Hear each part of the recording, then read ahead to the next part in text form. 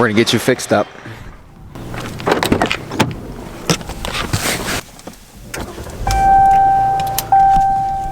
That literally the first day, the first day it literally smells like that fresh spring air outside. Ooh, awesome. What's up, guys? Welcome back to the channel. Today, finally, after like weeks, we finally have drive shaft spacer. I just got the call, it's in. I'm gonna go head down to Trail Quest, is the BDS dealer down here in Columbus, and put the spacer on and take the truck up north, finally. But got the call, so we're gonna be headed down there now. Gonna go get gas in this, this is actually a loaner, but a Jeep Cherokee, not Grand Cherokee, Limited, which is, it's kind of nice, but definitely not my cup of tea. Especially this, that can go. Bye-bye, shut off, hello, thank you. So we're gonna go get some gas and we're gonna go head down and pick up this spacer. Here we are, finally.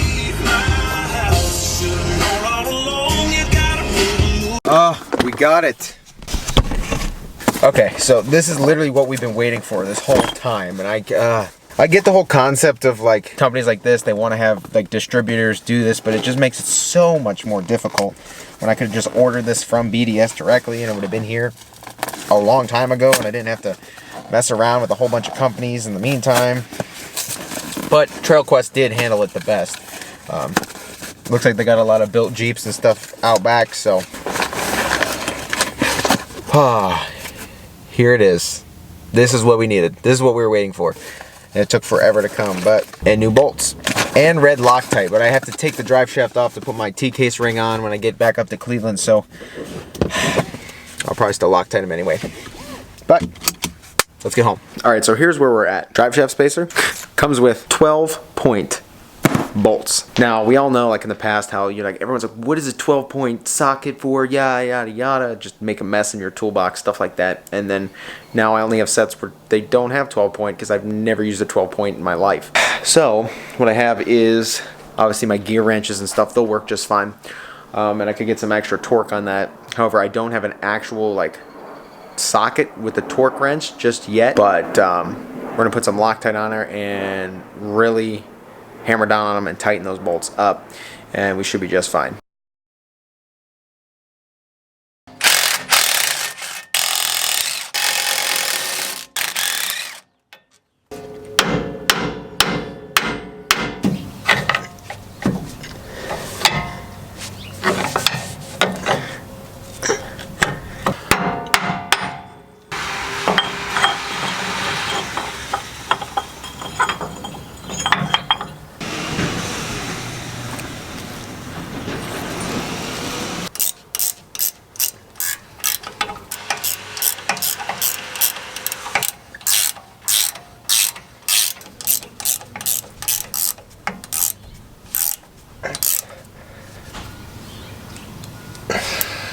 Okay, so the drive shaft spacer is on.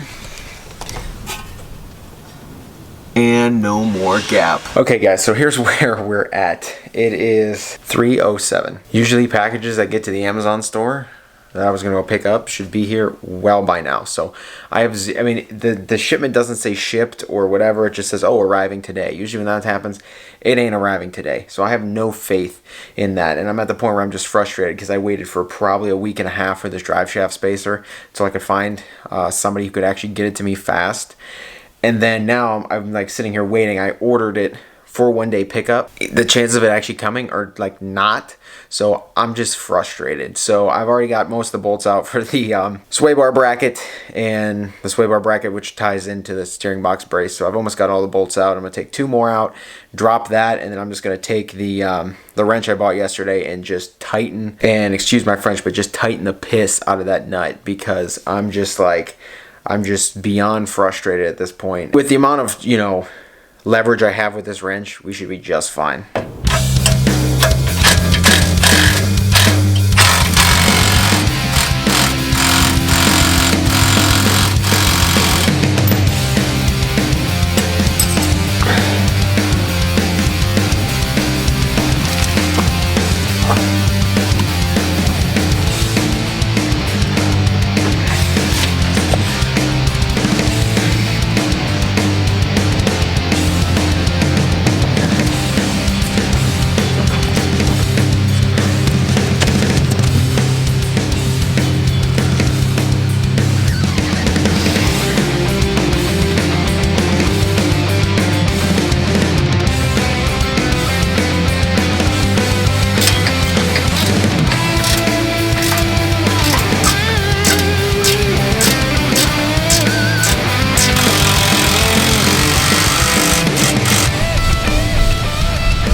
Okay, so small lesson learned. If you want something done, even though doing it the hard way might be your only option, just do it. Because you know what?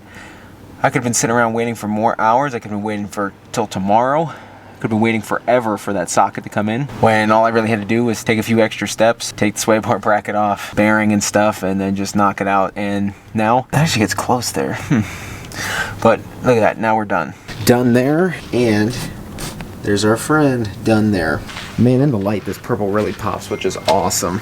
Now that the coilovers have settled a little, I was going to attempt to put my rear brake line bracket on.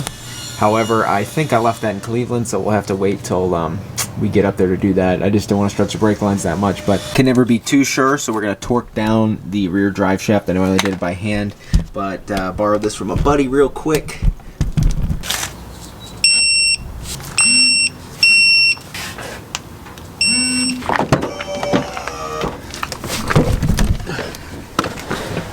Do you know how awesome it feels to be like on the home stretch of this? I hope everything should be good. Drive shaft is torqued. Steering box nut is as tight as I could go. I was literally pushing, pulling, yanking. Gonna go for a test drive here. All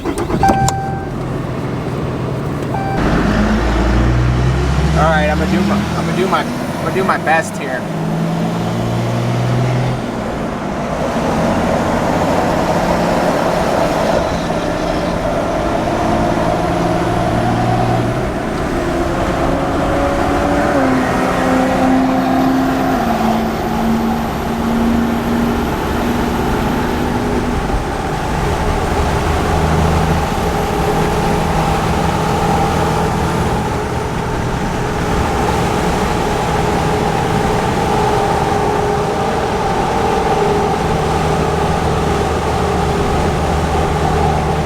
The vibration completely gone, which is awesome. No more vibration, so drive shaft spacer definitely solved that. Next thing is we still have a like extra clutch rattle in like 5th gear under like load or high RPM. I'm gonna guess that's coming right from the 40s. Obviously I feel like re-gearing will clear that up.